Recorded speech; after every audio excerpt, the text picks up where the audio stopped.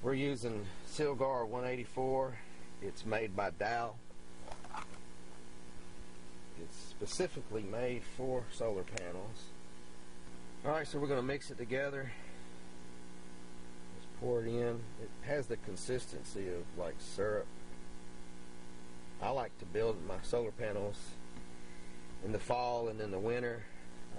The slower the setup, the better. It gives it more time to move around and slide under the cells and get rid of the air bubbles. Summertime, this stuff will heat cure, so you got about 2 hours or so to play with this stuff. Don't get in a hurry. Just take your time. You don't want to mix it real violently and get a lot of air whipped in it. Just stir it slowly. You don't have to worry about being real thorough and complete with it. It will set up. What I do is, like I said, my table, I have a vibrator built in. It helps move everything around. I try to pour it where I pour around the edges of 3 sides of the cell and not the 4th, just to let that air bubble escape. I also help spread it around with a paintbrush on the back side. And then when I'm done, I'll leave the vibrator running for about an hour. I'll cover it with a piece of cardboard and keep it in the shade, and I'll leave it alone for 3 days. Just let it sit there and do its thing. After that, my barn faces south, so I can open this big door and leave this all in the barn with the sun shining on it and let it heat up. And I won't put this on my array for a week or 2. If you try to put it on there too fast, this stuff sets, it'll be sticky and the cells may slide off, and especially when you put it in upside down, it gets out in the heat. So I leave it upside down. So if you turn it right side up, if you put it out and try to use it, it may slide off on you. So give it at least a week. So just going to pour. You don't have to be worried about being neat and worrying about getting it extremely accurate. Just pour it out. It all slides around, and got plenty of time to play with it.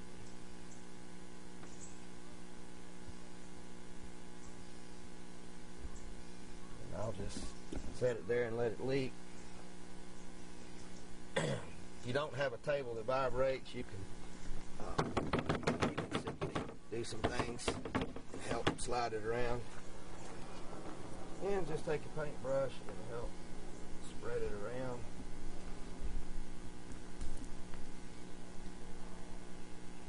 If you end up with a high spot, the cell sticking up, don't panic. You can come back later and add a little bit of that clear silicone to the back side. It won't matter on the back. This silicone stays pretty clear, but it will get cloudy. You set it out in the sun in about 3 months time, it's cloudy. So this 184, it stays optically clear. 30 years, you'll get a lifetime out of it. You just spend some time spreading it out.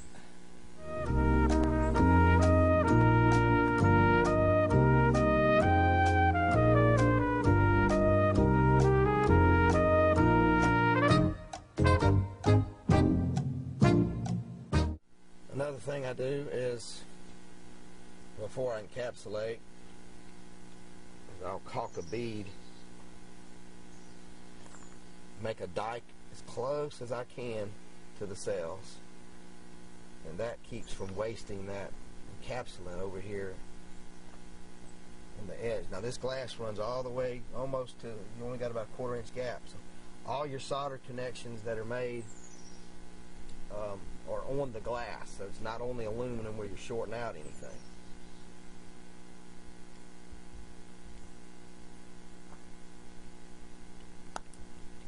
You can also take a little dab, you can see here in the corner,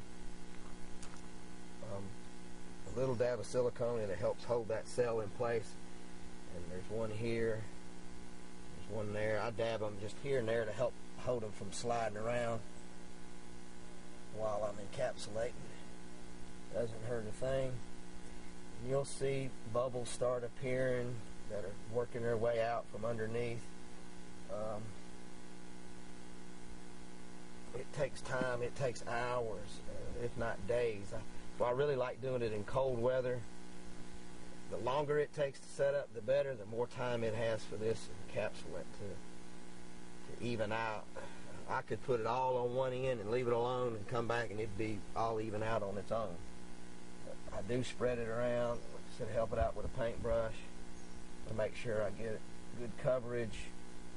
I have a hole in the table where I can look underneath and see where I'm having areas that need a little more help. But pretty much I'll leave it alone, let the table vibrate.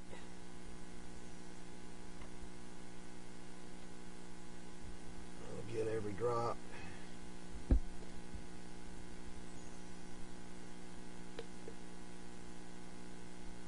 I haven't found any products that are better as of yet than this made by Dow. And that's about it. I'll put a piece of cardboard over this and like I said, let it vibrate for about an hour. So if you don't have a vibrator, you can simply just help it out. Spend a little time wiggling it. I'll show you one that I did about 3 days ago. It's still a little sticky. Let me grab it real quick. This is one I built a couple days ago. The encapsulant's still a little sticky. I added a little bit of this to some of the cells that had warped up. You can kind of see the discoloration here and there, but the back side doesn't matter. Again, it's going to take about a week before I want to turn this thing over. I'll let it sit out in the sun for several days and let the heat set it real good before I put it on my array. This is one that is a couple of years old that I took off, and you can see there are some tiny little air bubbles, but the frame's held up well. It's got a little bit of age look to it. The glass we use is a clear tempered 1/4-inch glass. A lot of the solar panels you buy out there are just 1/8-inch glass, and they break easy.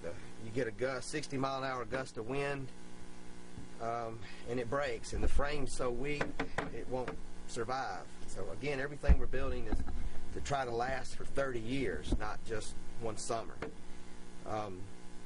The glass has a 25-pound per square foot snow load and 100-mile-an-hour wind load on it. This system should last you. Take care of it. It should survive a hailstorm. I do bring mine in the event of a hurricane, unbolt them, run them in, and when the storm's gone, put them back. Just safety reasons. You should be able to build your own solar panel. Do it yourself. You can buy these cells on eBay.